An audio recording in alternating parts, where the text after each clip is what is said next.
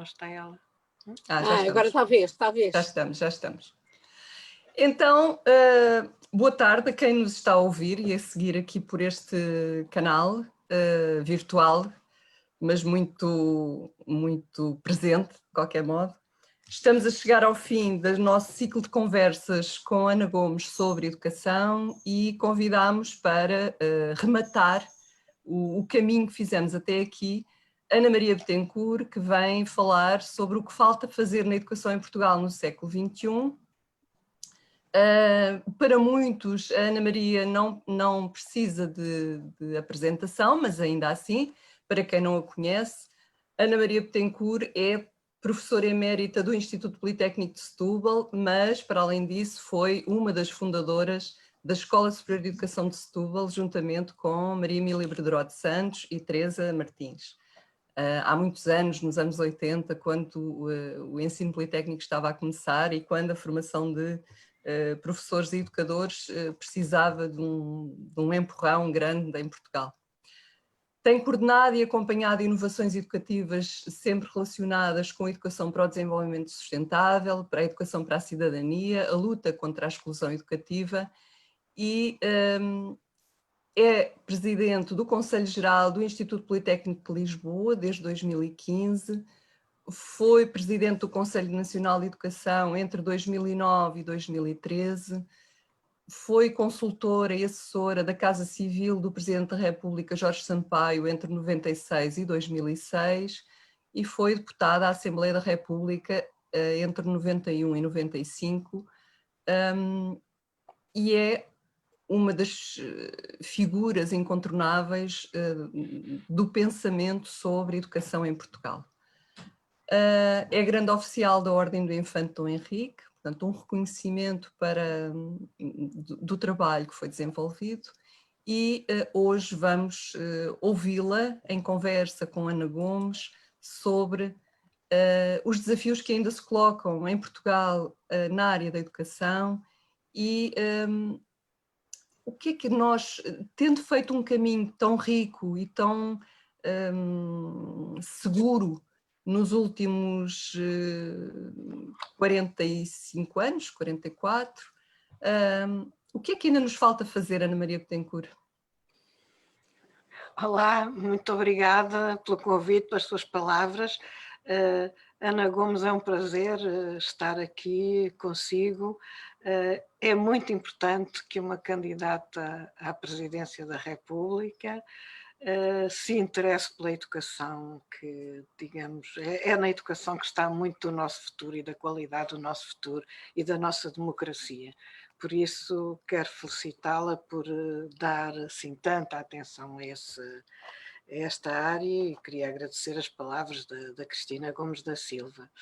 Sobre o que ainda falta fazer, eu espero conversar com a Ana e quando vou introduzir aqui algumas questões, mas se quiser, esteja à vontade para me interromper.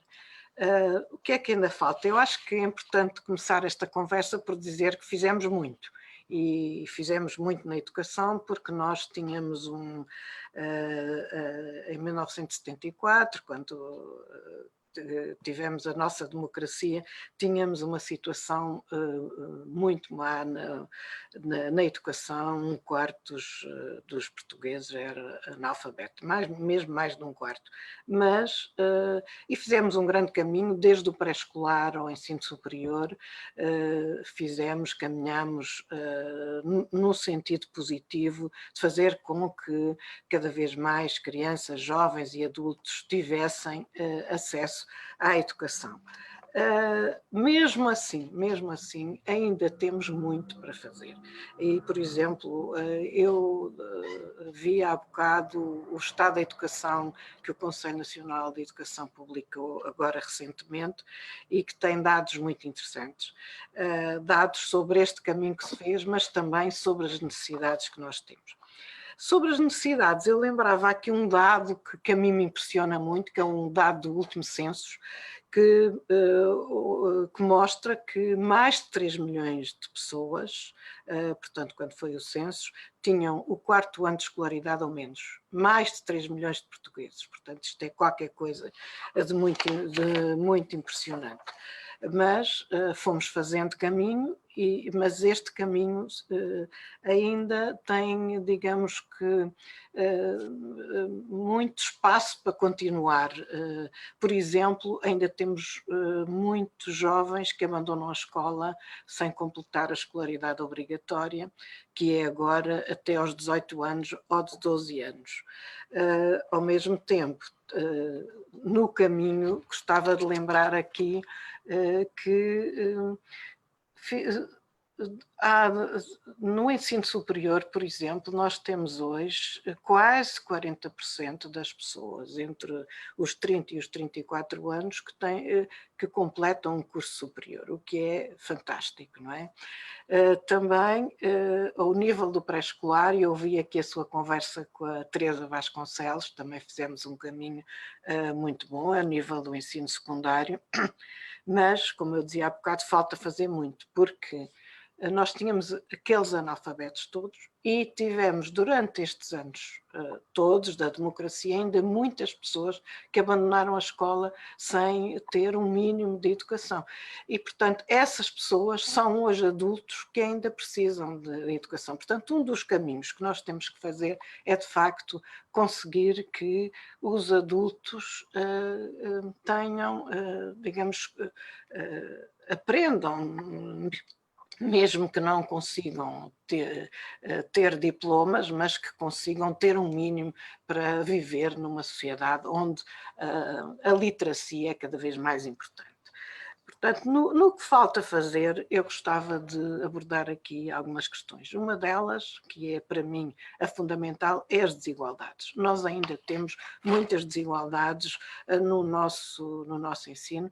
Temos um pesadelo, eu chamo-lhe um pesadelo, que é o modo como tantas crianças ficam pelo caminho e encontram obstáculos aos quais a escola ainda não consegue responder. Portanto, tem insucesso escolar, temos chumbos a mais, ainda agora o Estado da Educação mostra que Portugal é um dos países da Europa que tem, onde há mais retenções, e estas retenções fazem com que as pessoas vão, com que as crianças e os jovens que não encontram, digamos, aquele apoio que precisavam para ultrapassar as dificuldades, vão desistindo. No fundo, sentem que a escola desiste delas e elas vão desistindo da escola.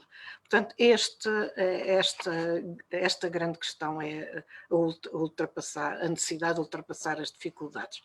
E o que fazer para isto? Eu acho que há uma questão muito importante, que é o apoio, o combate à pobreza, o apoio às famílias, porque há de facto muitas famílias que tiveram uma má relação com a escola ou porque nunca estiveram nela e não têm condições para ajudar os filhos, digamos, a terem sucesso na escola. E eu penso que não é possível pedir a todas as famílias que ensinem os conteúdos, mas acho que é muito importante conseguir aquilo que se pode chamar uma literacia da escola, que é explicar às famílias como é que a escola está organizada, como é que o dia-a-dia dos filhos devem ser organizados para que eles tenham tempo de estudar, de brincar e de aprender. Portanto, esta questão das famílias. Por outro lado, é muito importante criar redes que potenciem os recursos desportivos e culturais do meio para, digamos, apoiar as crianças que não têm esses recursos na família, porque há muitas desigualdades, não é?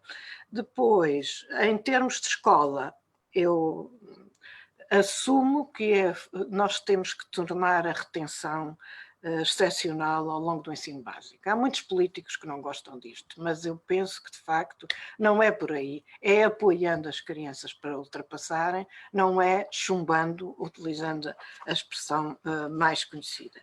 Depois, há uma outra ideia que me parece muito importante, para além do combater o insucesso escolar, mas combater o insucesso escolar apoiando os alunos, fazendo com que eles aprendam mais, não é passando à balda, como muitas vezes se diz, querem que toda a gente passe à balda. Não é isso, não é isso que eu pretendo. O que eu pretendo é que todos aprendam mais. E há um aspecto muito importante pelo qual eu tenho lutado muito e que houve muitos pedagogos ao longo do século XX defenderam, que é a ideia de uma pedagogia do trabalho. A escola não pode ser um lugar onde se ouve e diz-se, e agora depois vocês vão estudar em casa. Isto aprofunda as desigualdades, porque o que acontece é que estas crianças e estes jovens que ouvem, mas não entendem os conteúdos, as matérias, o que é que acontece? Os que têm meios, os pais pagam explicações ou ensinam. Os mais pobres não têm esses meios e, portanto, estão condenados ao insucesso. Portanto, esta ideia da pedagogia do trabalho, eu acho que é muito importante. E depois a educação de adultos, no combate às desigualdades, a questão da educação de adultos. Depois há aqui um segundo aspecto que eu gostava de abordar e que tenho a certeza que é muito importante para a Ana também, que é a questão da educação para a cidadania. Eu acho que a escola tem que preparar para os desafios do futuro. E quais são esses desafios? Eu penso que hoje estamos face a problemas muito graves nas nossas sociedades, desde as alterações climáticas, a questão do desenvolvimento sustentável, os populismos, as falsas informações, e portanto é cada vez mais importante preparar as pessoas para terem um pensamento rigoroso, para saberem pensar para saberem perceber onde está a verdade e onde está a mentira, para defenderem o planeta, para intervirem. Portanto, eu acho que a escola, e tenho acompanhado nos últimos anos muitas experiências de trabalho nas escolas onde se aprende a intervir, onde se aprende a conhecer o mundo da política, o meio onde se vive e onde se aprende a intervir. E eu acho que é fantástico, porque diz-se muitas vezes, as pessoas detestam a política, os miúdos detestam a política porque não a conhecem. E eu muitas vezes tenho trabalhado com professores que dizem: você ensina-lhes isto, eu não quero saber.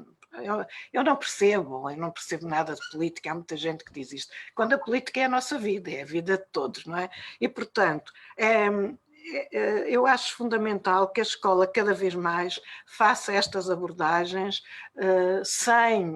no respeito pela isenção política, pelo contraditório, para as pessoas aprenderem a discutir, a ouvir a opinião dos outros, mas a política não pode ser um tabu. A aprendizagem da intervenção tem que ser uma realidade. Depois, e aí eu acho que as autarquias podem ter um papel fundamental e muitas vezes não têm, porque eu trabalhei em projetos em que os alunos, por exemplo, nos Açores, sobre a biodiversidade, em que no fim do projeto os alunos iam apresentar problemas que tinham encontrado na Assembleia Municipal ou tinham uma reunião com o Presidente da Câmara. E isto era uma aprendizagem fantástica, aprendiam a falar, aprendiam a organizar ideias. Antes disso fizeram pesquisa para ver se tinham razão no que iam dizer e, portanto, estas são questões fundamentais. Depois, só mais duas questões que depois podemos abordar melhor e que têm a ver com a formação de professores. Nós temos problemas graves hoje em dia, começamos a ter falta de professores, o que é extremamente grave, uma profissão que não está a atrair, temos uma profissão que trata mal muitos professores, há imensos professores jovens ótimos que eu tenho conhecido e que não podem continuar nas escolas porque temos um sistema de colocação absolutamente absurdo, é o computador que coloca as pessoas e não é a razão e não é a sua competência, portanto, e depois é muito importante a formação de professores, as pessoas encontrarem espaços os professores têm uma profissão muito difícil, coloca muitos desafios e, portanto, para responder a estes desafios é importante estudar, é importante debater uns com os outros, é importante fazer pesquisa. No fundo, hoje exige só quase aos professores que sejam também investigadores e, portanto, há aqui um problema de formação contínua, há um problema de carreiras e, finalmente, é preciso, finalmente, no que eu tinha pensado, é preciso pensar o modo como se faz a reforma. Nós temos sido muito pouco ajeitados, passa a expressão, no fazer das nossas reformas, na medida em que às vezes as coisas estão a correr bem, mas a sociedade não está a ver o que está ali a passar e no fundo as reformas têm pouca sustentabilidade. É muito fácil vir um outro ministro com um capricho e dissolver o que está feito, onde foram investidos imensos esforços. E, portanto, eu creio que nós temos que aprender a fazer reformas, dar sustentabilidade, conhecer melhor, estudar, avaliar, enfim. E ficava por aqui, e acho que já falei demais. Obrigada, Ana Maria. É realmente um gosto estar aqui consigo e ter o prazer de a ouvir e disponível para responder às questões que eu tenho. E desde já esta sua introdução levanta-me várias questões. Desde logo uma, que é as desigualdades que a preocupam e que claramente se agravaram com a pandemia. E eu pergunto-lhe se tem, quer dizer, tem consciência que essa é uma questão fundamental. A educação justamente foi um instrumento poderosíssimo para vencermos imensas desigualdades no nosso país, é talvez o maior instrumento da elevação social, mas não sei se neste momento há medidas previstas exatamente para combater o agravamento das desigualdades que resultam, por um lado, da pandemia, das desigualdades objetivas e também das que vão resultar do agravamento da pobreza, que obviamente também vai ainda mais agravar essas desigualdades. Qual é a sua percepção? Há consciência disso? E vamos tomar medidas para impedir que as piores consequências desta pandemia se façam sentir? Por outro lado, a questão dos professores, a Ana Maria referia a questão da formação dos professores, da falta de professores, de como os professores têm sido maltratados. E eu acho que temos que assumir isso também. E frequentemente vemos o debate sobre os professores inquinado, até por, enfim, por posicionamentos políticos que não veem a questão de fundo, que é exatamente sem professores não há ensino, não há educação. E sem professores naturalmente motivados, incentivados, dignificados. Ora bem, os últimos dados desse estudo que a Ana Maria citou, do Conselho Nacional de Educação, são absolutamente alarmantes quanto aos professores, não é? Dizem, o envelhecimento dos professores, dizem que mais de 50%, 55% suponho que estão acima dos 50 anos e que só 0,6% têm menos de 30 anos. Exatamente. O que é aterrador. Eu não me lembro desde que eu, enfim, sou consciente de haver tão pouca atratividade pela carreira docente quando até era justamente uma das principais carreiras, já atrair jovens. E por isso, como é que vamos ultrapassar esses enquistamentos que têm muito a ver com uma dinâmica sindical, se calhar por vezes geradora de todo tipo de contrarreações? Uma outra questão, e se calhar prende-se com a tal pedagogia do trabalho que a Ana Maria advoga como, suponho, método de ensino, método de combater o insucesso escolar, método de combater as desigualdades e que no fundo é uma pedagogia tanto para os alunos como para as famílias, não é? Para as famílias poderem ajudar. Ora, como fazer isso se também há esse déficit nas próprias famílias? E se nos últimos anos não me parece que tenha havido um investimento, mas a Ana Maria dirá, na educação para adultos. Eu lembro-me, com enfim, com todos os malefícios que tentaram atribuir ao programa das novas oportunidades, eu lembro-me de ter encontrado pessoas, adultos, felizes pela oportunidade de ir à escola. E muitos de aprender a ler e outros de se qualificar e verem as suas competências práticas reconhecidas. Eu não me parece que até hoje tenha havido nenhum sucedâneo desse programa, corrigindo eventualmente o que ele tivesse de negativo e portanto, como é que isso não... E isso obviamente será uma das questões que atrapalha também a eficácia dessa tal pedagogia do trabalho que a Ana Maria advoga. Uhum. Pois, eu, começando pela educação de adultos, eu penso que em Portugal nunca, ao contrário, por exemplo, dos países nórdicos, da Suécia, que teve um trabalho fantástico e teve e tem em termos da educação de adultos, mas os países nórdicos, de uma maneira geral, aqui os países do Sul não têm, digamos, não valorizam tanto a educação de adultos. E nós, com os níveis de analfabetismo, realmente devia ter sido uma das prioridades. E chegou a ser, falou-se a seguir ao 25 de Abril, houve vários movimentos interessantes em que se procurava, de facto, melhorar o nível educativo dos adultos, mas eu que andei um pouco nos meios políticos durante muito tempo, um dos aspectos impressionantes é que as pessoas não levavam a sério, digamos que não era uma área que merecesse ter uma política autónoma e uma política, e muitas vezes eu ouvi a expressão, daqui a uns anos eles já cá não estão, os analfabetos, mas isso não é verdade, porque nós continuamos a ter pessoas que saíam da escola com muito baixas qualificações e, portanto, de facto, as novas oportunidades foi muito interessante, sobretudo utilizavam metodologias de valorização das histórias de vida das pessoas fantásticas. Ainda há alguns aspectos e ainda há projetos e ainda há, digamos, política, mas digamos que já não é tão valorizada. E, de facto,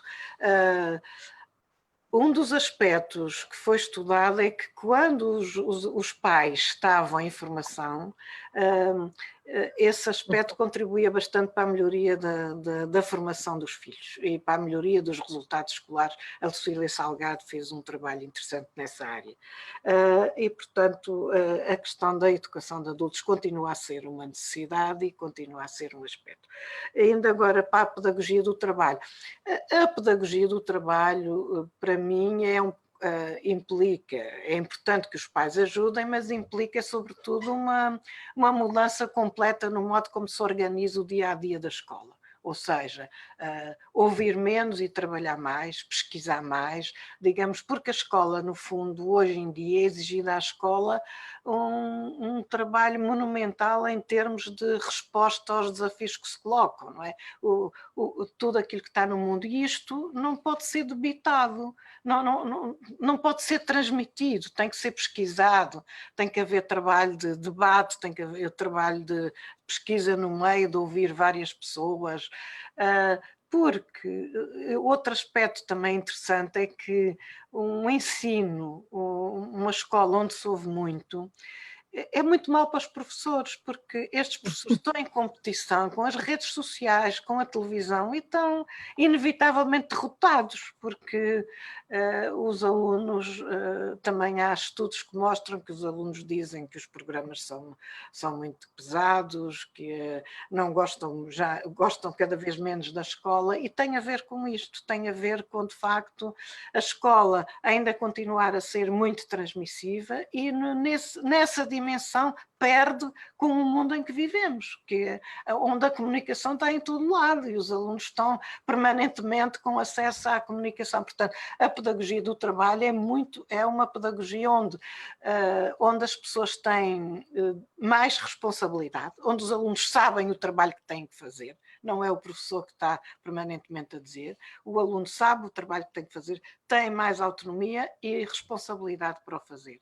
E portanto, em trabalho de grupo ou em trabalho individual, a questão das famílias, onde eu vejo mais a importância das famílias, é o ajudar os filhos a terem o seu tempo organizado, a saberem que têm que estudar, a saberem que têm testes. No fundo, este acompanhamento é muito importante. E há projetos interessantes de formação das famílias nesse aspecto. Portanto, penso que depois, relativamente aos professores, quando eu disse os professores maltratados, eu acho que se calhar exagerei um pouco, eu acho que é o sistema de colocação de professores que maltrata, sobretudo os professores jovens.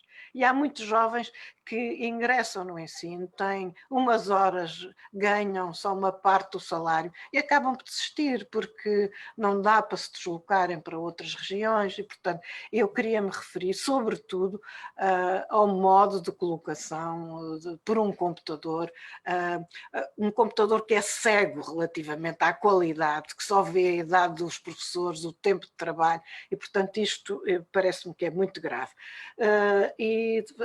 A Ana tem muita razão quando falou neste drama, que é a falta de professores. De facto, a seguir ao 25 de Abril não tínhamos professores, qualquer pessoa que tinha uns anos de escolaridade ia dar aulas, não é?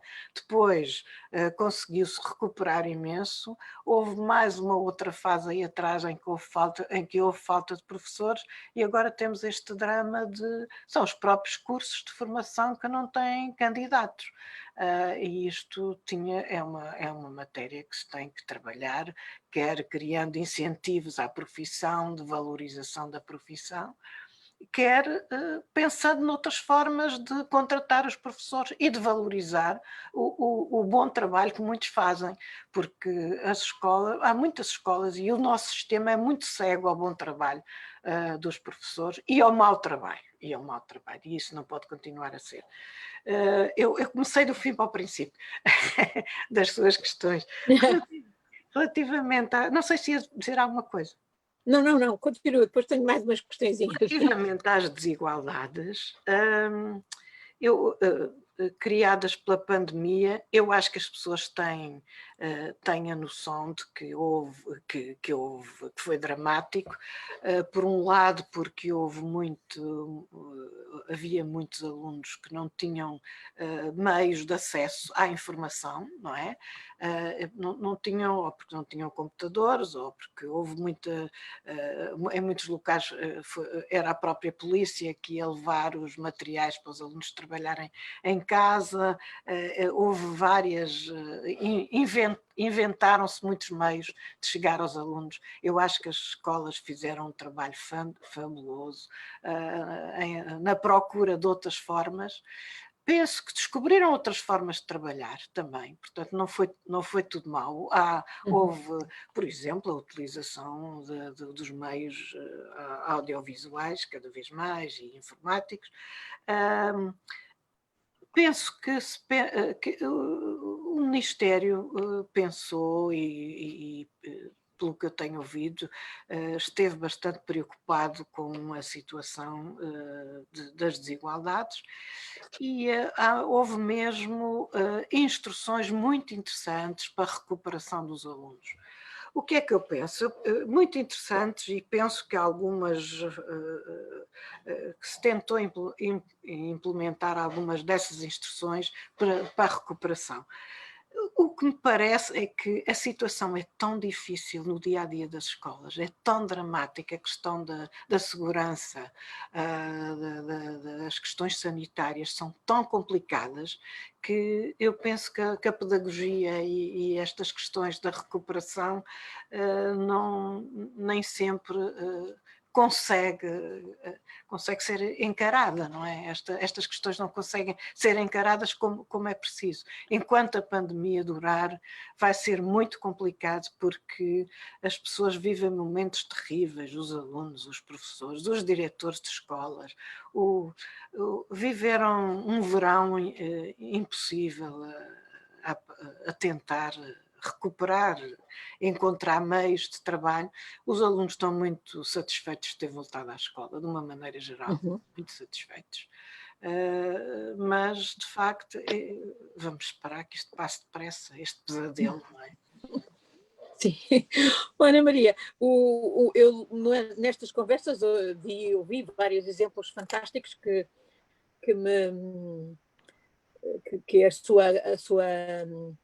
a sua referência à pedagogia do trabalho e também à importância da educação para a cidadania e de assumir a questão do despertar para a consciência política.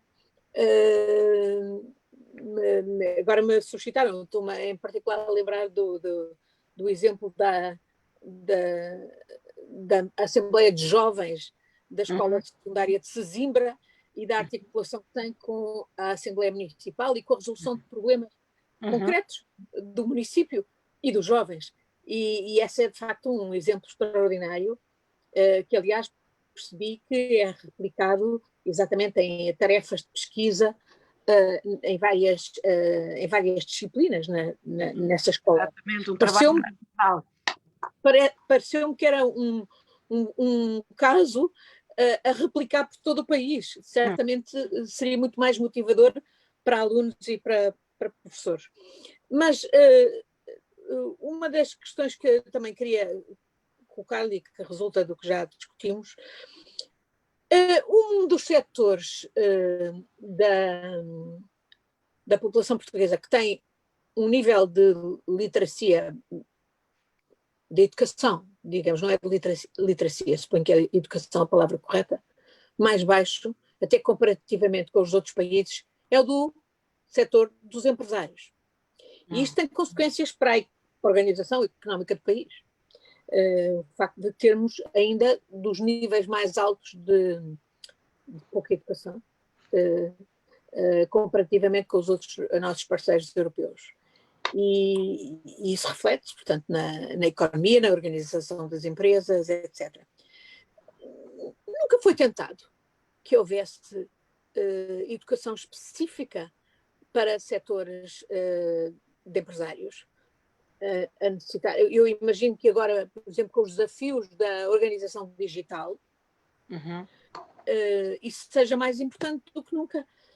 Isso é uma coisa que se deixa apenas, por exemplo, às associações empresariais, ou porque que o próprio Ministério da Educação não deveria assumir isso, enfim, de alguma maneira, em parcerias, porque esse é um aspecto constrangedor do desenvolvimento do país. E depois, a articulação entre politécnicos e universidades. A Ana Maria tem toda uma história no Politécnico de Setúbal, Lisboa, etc., pelas funções que teve. O que eu tenho visto nestes meses de pré-campanha, e já visitei vários estabelecimentos de ensino, várias universidades e vários politécnicos, há casos de sucesso extraordinário. Ainda ontem, por exemplo, estive no Instituto 7 de Mares, que está ligado ao Politécnico de Leiria, e fiquei com a ideia que o Politécnico de Leiria é, de facto, um exemplo fantástico.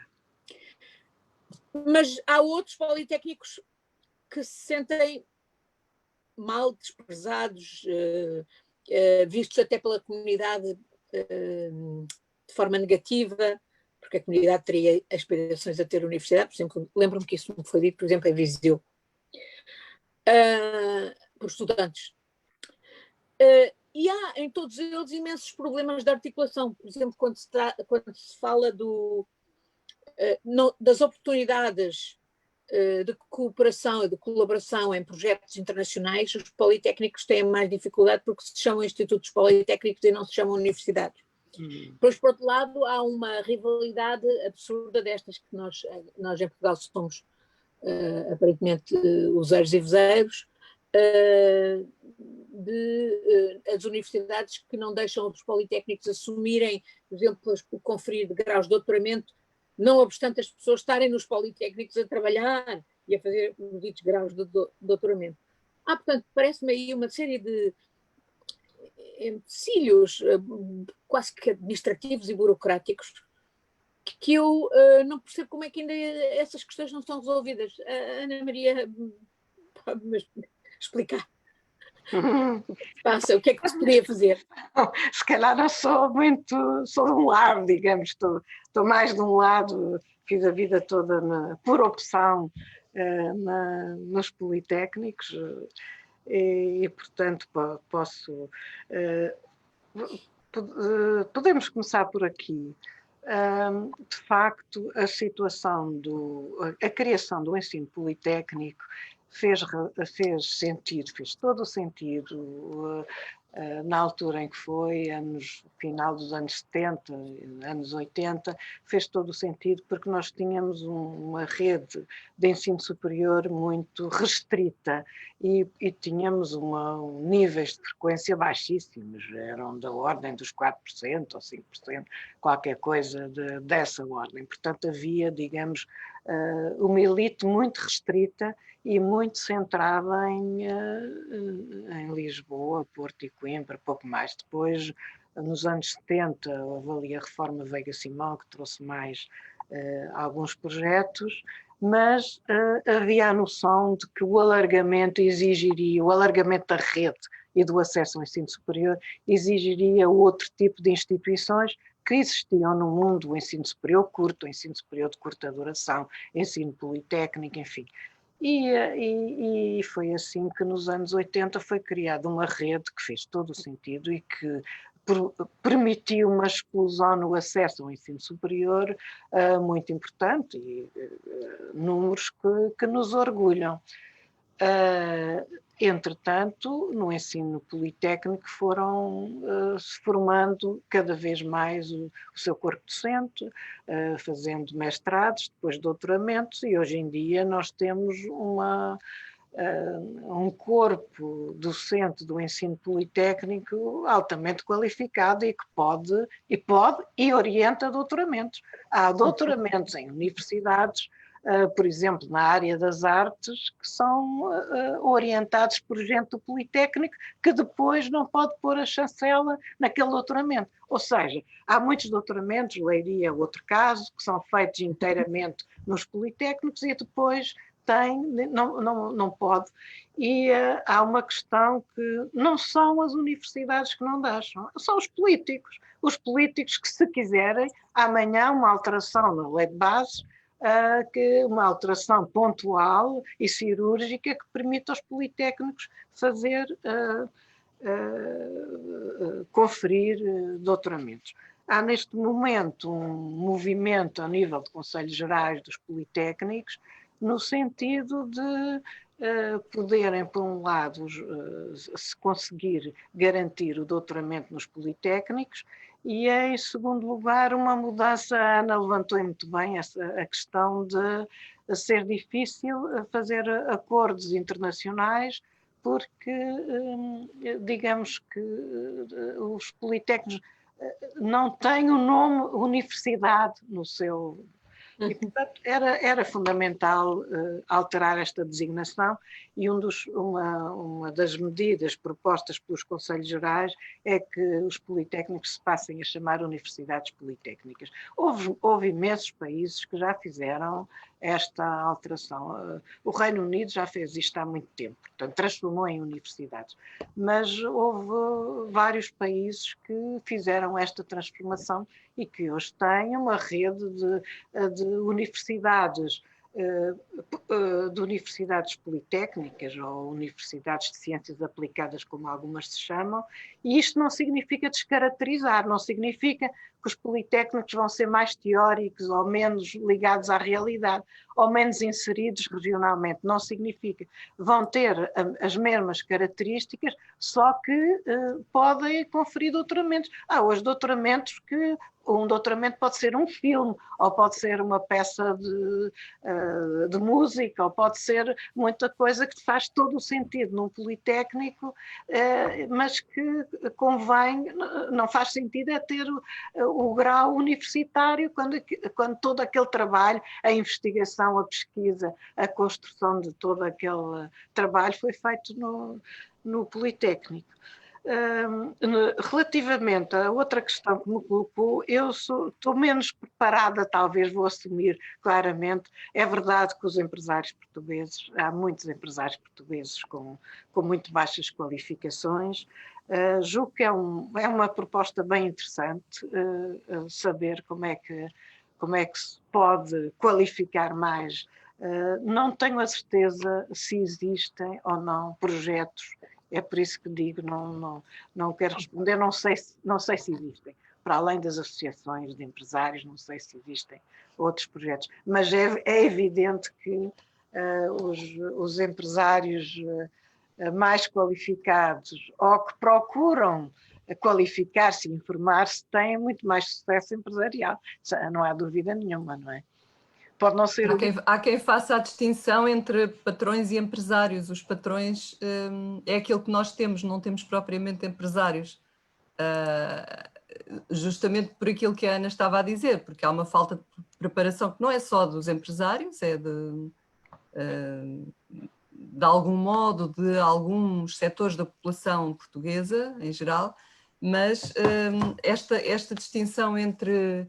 E depois a distinção também entre gestores também nos ajuda aqui a perceber que há uma gradação relativamente a esta realidade. Deixem-me só dizer-vos que está a decorrer uma iniciativa de cidadãos a propósito do que a Ana Maria estava agora a dizer relativamente à passagem dos politécnicos a universidades politécnicas para justamente propor à Assembleia da República essa alteração cirúrgica da lei de bases.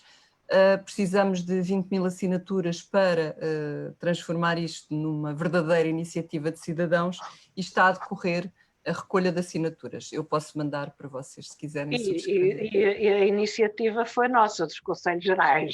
Pois, agora chegou-nos já nesta forma de iniciativa de cidadãos, que eu acho que é muito boa. Faz todo o sentido. E obrigada por ter levantado essa questão, que é muito importante. E eu tenho ainda mais duas questões. Bom, isto é como as cerejas, não é? À medida que a Ana Maria vai Ainda bem. Mas ainda recentemente houve aí uma grande polémica sobre o ensino da matemática e sim, eu não tenho dúvidas nenhumas que é duas cadeiras fundamentais que deviam ser básicas na formação de qualquer pessoa, que é o português e é a matemática. E aqui estou eu, que sou produto da escola pública e sempre odiei a matemática. Não é que não achasse piada, mas nunca fui ensinada a gostar de matemática. E hoje percebo como é realmente fundamental. Hoje, certamente, há outras metodologias muito melhores. Eu percebi que nós já tivemos bons índices de aproveitamento na matemática, ou melhores, e aparentemente agora recuamos. E, portanto, eu gostava de perceber se... a Ana Maria pensa que há alguma alteração de metodologia que explique isso, ou se isso é parte de um processo normal. Por outro lado, em relação ao português, confesso que me preocupa muito, porque nos contactos que eu fui tendo, ou vou tendo, com pessoas no ensino básico e até no ensino superior, eu fico absolutamente escandalizada com o nível de português. E claro, e muitas vezes, depois na vida cá fora, não é? Na capacidade de comunicação escrita, que depois as pessoas trazem da escola. Isto certamente está ligado à falta de leitura, está ligado à preponderância da literacia digital, normalmente nem sequer em português, em inglês, porque ao mesmo tempo sim, né, no inglês as pessoas estão francamente melhores, os miúdos estão francamente melhores, Mas, portanto, gostava de perceber qual é a sua percepção em relação a estas duas disciplinas que eu acho que são realmente básicas na formação. Por outro lado, a articulação de ensino secundário com o ensino superior, ou com os diversos níveis de ensino. Nós hoje temos um Ministério da Educação, que trata do secundário e do básico, não é? E temos um Ministério da Ciência e do Ensino Superior, ou do Ensino Superior da Ciência, não sei exatamente. Ora bem, faz sentido ter esta diferenciação e faz sentido, por exemplo, aquilo que eu também estou a ver, falando aí com muita gente nestas visitas por estabelecimentos de ensino, há muita gente, até em funções docentes ou de investigação, que têm estatuto de bolseiros ou de investigadores em diversas instituições universitárias e politécnicas e etc. Ou instituições especializadas. Mas e há todo um discurso de favorecer agora ainda mais com a pandemia, a ciência, a inovação, a contribuição da ciência para o desenvolvimento económico, tudo isso faz sentido. Mas o que não faz sentido é que a situação dos bolseiros e dos investigadores seja de uma precariedade chocante. Chocante. Eu ainda ontem, no Sete Mares, diziam que havia umas pessoas que eram bolseiras e que essas tinham, enfim, durante o período em que estão a estudar para o doutoramento, uma bolsa, mas depois de fazer o doutoramento não têm nada. E, portanto, se calhar muitas delas, a saída é a imigração. A imigração altamente qualificada, o que é um dano terrível para o país. É um desperdício total para o país. Portanto, como entender isto? Não faz sentido o discurso do apoio à ciência, do incentivo à ciência e à inovação, e depois não dar condições de mínima estabilidade aos investigadores e aos bolseiros e depois também, enfim, de alguma maneira garantir que eles são aproveitados cá e não mandados para o exterior. Pois, tenho aqui várias questões. Olha, eu sobre a matemática e o português, eu acho que nós cometemos um erro terrível, que foi pensar que se resolvia o problema da matemática e do português com exames. E então criaram-se exames no quarto ano, no sexto ano, no nono ano, o 12º já existia. Mas criaram-se exames e fez-se muito a escola trabalhar para os exames. E eu penso que não é assim que se aprende. Tem que se aprender a falar, tem que se aprender a escrever, por exemplo, relativamente ao português. E há muito pouco tempo e muito poucas atividades. É por isso que eu acho que tudo o que seja trabalho de investigação, de pesquisa, de intervenção, que obriga as pessoas a falar, a exprimir-se, a escrever, é fundamental, porque isso é o essencial. Não quer dizer que não seja importante adquirir uma cultura literária, claro, tudo isso é importante, mas o essencial é o aprender a escrever, a falar, a ler, aprender a ler, porque eu acho que é dramático. A maior parte das crianças e dos jovens hoje leem o telemóvel, não é? E eu acho que a escola também tem que ter este papel. Portanto, eu acho que houve aqui um equívoco grande, que foi a questão de instituir exames, porque os exames não avaliam as competências que o mundo exige hoje à escola, que é o ser crítico, o ser intervir, o exprimir-se, o escrever, portanto, tudo aquilo que o mundo hoje exige dos seus cidadãos não se vê através dos exames. Não são competências que se vejam através dos exames. Alguns exames podem lá estar, o 12º ano, mas a questão de, por exemplo, o acesso ao ensino superior ter demasiada conta os exames, faz com que todo o curso do ensino básico ou ensino secundário é muito feito em função do preparar, de estudar para o exame, do ter a explicação, e isto eu acho que é dramático, porque de facto não estamos a preparar cidadãos para aquilo que o mundo exige deles. Eu não penso que... dá-me a sensação que a nota agora o ter baixado um pouco a média do PISA não me parece muito relevante. Eu penso que isto é recuperável, agora houve um problema que foi quando se criaram os exames, desvalorizaram-se outras áreas, por exemplo, as áreas que têm a ver com a cidadania, com as ciências, desvalorizaram-se um bocado outras áreas. Mas eu acho que não me parece muito relevante o drama que se fez com o ter baixado ligeiramente a nota a matemática. Depois, esta questão da articulação secundário-superior, eu acho que tem razão, podia existir 2 ministérios, mas o que nós temos verificado é que eles se têm articulado pouco. Mas também quando existia só um não se articulavam muito. Por exemplo, a questão da formação de professores é uma área onde é fundamental articular, que é, digamos que o empregador é o ensino básico e secundário e quem forma é o ensino superior. E isto tem sido uma relação muito mal cuidada ao longo das gerações. E quando existia só um único ministério, também não era por aí. Mas se calhar também não se justifica muito os 2 ministérios. Relativamente a esta questão da ciência, eu acho que nós fizemos um percurso fabuloso em termos do desenvolvimento. Não é do desenvolvimento científico ainda, é da formação científica e da afirmação dos nossos cientistas jovens. E, portanto, foi, digamos, que uma área de grande atratividade e levou muita gente para lá. Esta questão da precariedade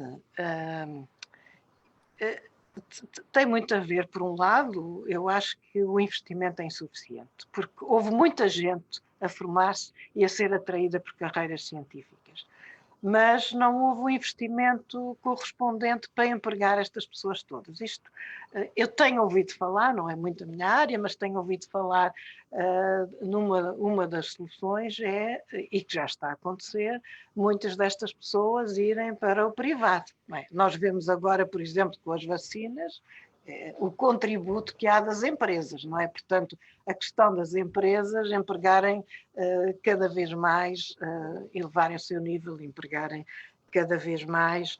Esta questão da precariedade, tanto quanto eu vejo, a competitividade a nível mundial nestas áreas não há grande preocupação com o emprego de todos, não é? Pronto. Mas não sei, acho que se houvesse mais investimento, tem havido pouco investimento. O investimento não é correspondente ao número de pessoas que se formaram nesta área. Pois, eu acho que, aliás, aproveito para prestar tributo ao Mariano Gago, com quem suponho que a Ana Maria trabalhou de perto, que foi sem dúvida quem teve a visão e a estamina que levou a que tanta gente se sentisse encorajada aí pelas áreas das ciências e a tornar-se investigador e cientista, mas agora realmente há de facto um déficit. Se calhar quando eles vão para o privado, ainda bem que vão para o privado, porque é sinal de que as empresas privadas percebem a importância de ter a contribuição. Fazem muito bom trabalho lá. Claro, exatamente. Não é, portanto, disso que eu não é isso que eu aponto. O que é preciso é que eles tenham saídas, seja no privado, seja no público, tenham saídas compatíveis com as condições e não estarem enfim, a ir para caixas de supermercados. Claro. Ou empurrados para o estrangeiro. E, por exemplo, também ouvi falar de um esquema perverso de quase subcontratação de universidades a instituições, a institutos de não sei quê, que depois fazem as contratações informais que geram essa precariedade para quem efetivamente faz o trabalho. Portanto, Parece-me que há aqui aspectos muito perversos que precisariam de ser corrigidos e talvez agora com os fundos europeus, que vêm aí, o próximo quadro financeiro plurianual e também com a própria bazuca, não é?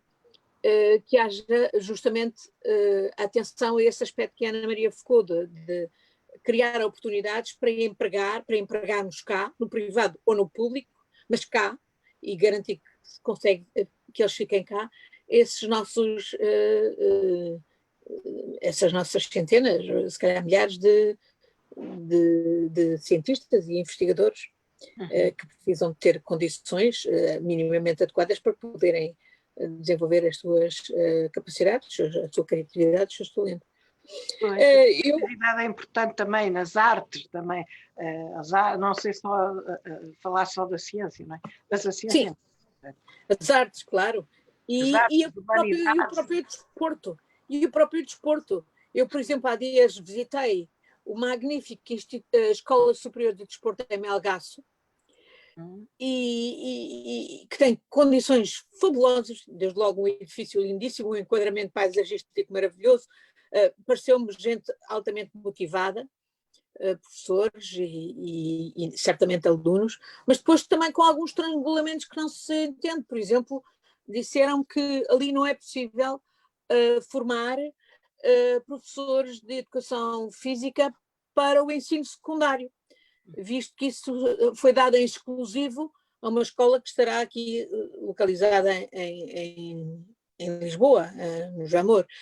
Quer dizer, depois há assim umas coisas que não fazem sentido, não é?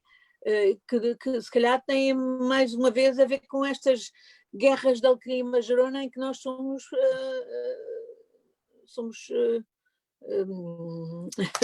muito atretos a criar. Não sei. É verdade, não? Tem toda a razão. Eu estou cheia de inveja das visitas todas que tem feito aí nas escolas. É verdade, é verdade.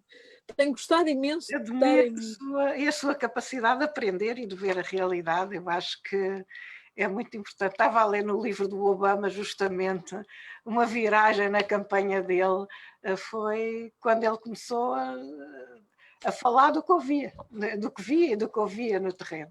Que achei imensa piada e agora estava a pensar nisso, estava a ouvi-la e estava a pensar.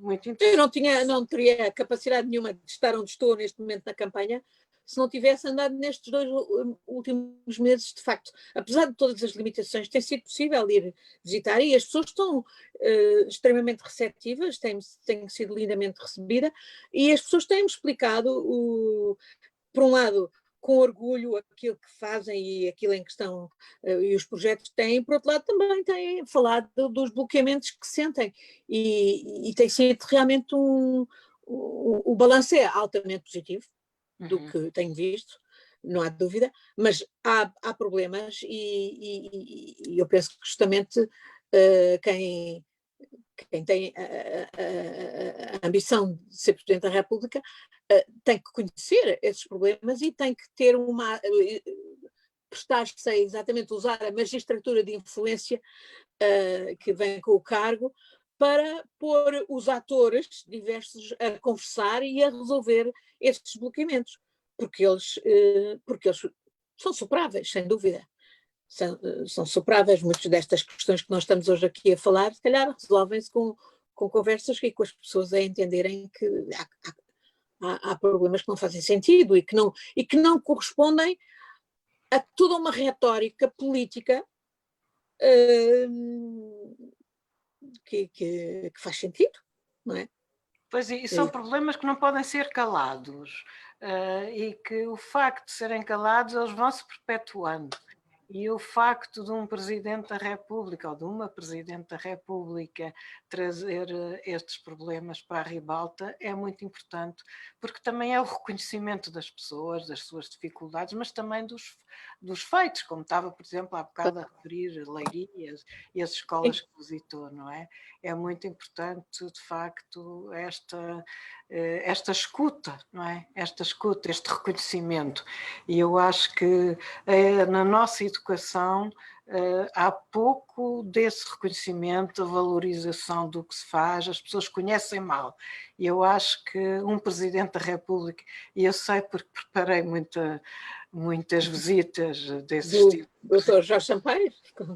E que era fantástico. Nós passámos dias e dias nas escolas a ver, a falar com as pessoas, com os alunos, com os professores, e eu penso que é muito importante para os cidadãos, como valorização da função também.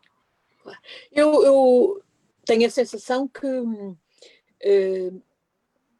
mais do que nunca importa fazer essa ligação da escola à vida real, digamos, às competências que são exigidas na vida real. E, portanto, a escola tem que ser quem prepara para quem dá essas competências. Não pode ser mais esse tal ensino do ouvir, ou as universidades de papel e de lápis. Isso não faz sentido. Tem que ser quem ajuda a pesquisar, quem ajuda a organizar as ideias, ajuda a organizar as ideias para serem expostas quer por escrito, quer de forma oral ou de outra forma, meios audiovisuais ou o que quer que seja. E o que eu vejo, sobretudo, é que onde sinto que as pessoas estão mais motivadas é exatamente onde há mais ligação do conhecimento científico e enfim, do trabalho pedagógico com a realidade, com a transformação da realidade. Olha, ainda ontem, outro exemplo, no 7 de Março, ontem, que é, portanto, dos institutos, dependente do Instituto Politécnico de Leiria, que está vocacionado para as biologias e as biotecnologias marítimas. Foi-me mostrado Em Peniche?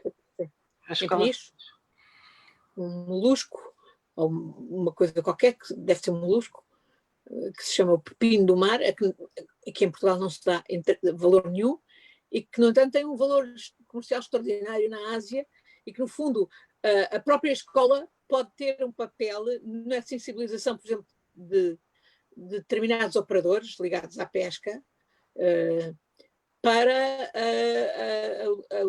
enfim, a captura daquele animalzinho, daquele ser vivo, e para encontrar uma fileira de atividade económica interessante, que hoje não passa pela cabeça de ninguém, e há outros exemplos. Mas, portanto, este papel que a escola pode ter no abrir de novas oportunidades económicas, novas oportunidades de enriquecimento, também cultural, naturalmente, artístico, parece-me a mim um ganho extraordinário em tudo o que eu tenho visto, e isso é o que é mais motivador nas escolas que eu tenho visitado. Enfim, eu estou a lembrar também do Instituto Pedro Nunes de Coimbra, não é? Onde, no fundo, se faz um trabalho a posteriori, digamos, de ligação das empresas com o saber científico, e que esse já está até a um outro nível, digamos, de interação com outras entidades a nível europeu e internacional, me parece que é o que pode ser replicado noutras zonas do país, não é? E em particular nas zonas hoje mais deprimidas, porque eu penso, uma das questões que eu também tenho retirado destas visitas é que nós temos hoje um gravíssimo problema de envelhecimento e de declínio demográfico, e temos uma tremenda assimetria no povoamento do país. E repovoar o país e repovoar o interior e tirar partido das zonas interiores que não são periféricas, que em relação, se olharmos para elas em termos europeus e até ibéricos, são muito mais centrais do que o litoral, parece-me uma questão estratégica essencial para Portugal. E aí o papel da educação vai ter que ser decisivo. Decisivo para reviver escolas de todo tipo, de ensino profissional, mas também de ensino básico, e sobretudo para fazer essa ligação com as atividades de incorporação, enfim, de saberes nas atividades que podem hoje até graças também ao teletrabalho e às novas tecnologias, ter lugar em cidades pequenas e médias do interior, com muito mais qualidade de vida, com muito mais aproveitamento, etc. Portanto, parece-me que há aí um potencial extraordinário e em que a educação tem que estar muito, muito, muito presente. É central no desenvolvimento, a educação tem que ser central, não é? Tem que ser, digamos, o motor, o farol do desenvolvimento. Ana Maria, muito obrigada por esta hora. Não sei se a Cristina, que nos abriu a discussão, quer encerrar. Eu quero agradecer às duas e podíamos ficar aqui muito mais tempo a conversar sobre estes assuntos e queria perguntar ao meu parceiro de caminhada, o David, que está ali disfarçado com o meu nome, porque entrou com o meu link. Pois é. Eu, a dada altura, pensei, mas será que eu tenho aqui um duplo? Não percebi. Depois explicaram. David, não tens micro? Este é o nosso último, a última conversa sobre educação. Exatamente. É verdade. Portanto, foram 7 conversas magníficas. Magníficas. E esta é a última. Excelente. É David. Eu queria só, muito rapidamente, cumprimentar a Ana Betancourt, cumprimentar a Ana Gomes, a cumprimentar a Cristina e muito rapidamente dizer que há uma coisa que me surpreendeu em todas estas conversas, que é a capacidade de aprendizagem e a humildade da Ana Gomes. Nós estamos tão fartos de pessoas que saibam tudo sem saber nada, de pessoas que falem sobre tudo sem ter visto nada, e acho, sinceramente, fiquei muito impressionado com a capacidade, com a curiosidade, com a humildade que a Ana Gomes teve para chegar a estas conversas. E uma humildade feita de conhecimento também, porque nós vimos durante esta conversa o seu grande conhecimento sobre questões de educação, a sua grande experiência internacional, a sua grande experiência do mundo. E eu penso que o que nós falamos hoje sobre o futuro da educação acho que tem tudo a ver com isto, que é como é que a educação, como dizia agora a Ana Betancourt, como é que a educação é um esteio fundamental do desenvolvimento e a Unesco não tem parado de dizer isto. A educação é um esteio fundamental do desenvolvimento. E o que nós temos que simplesmente pensar é como é que nós vamos segurar esse esteio e como é que a educação, perante todas estas mudanças, como dizia o Victor Hugo, mantém as raízes mudando as folhas. Nós temos que mudar as folhas, mas manter algumas raízes fundamentais. Mais uma vez, muito obrigado à Ana Betancourt, um grande cumprimento à Ana Gomes, que estamos na campanha, vamos seguir por aí fora, e um beijinho também para a Cristina e para a Carla também, que está sempre também ali no posto de comando. Muito obrigada. Foi um prazer. Ana Maria. Gostei dos temas, dos conteúdos e da capacidade de aprendizagem, como disse o David, fantástico. Isto é aprender até morrer. Ora bem. Vamos voltar com esta energia boa. Um abraço a todos. Obrigada a todos. E bom ano. Bom ano, boas entradas. Este, sobretudo.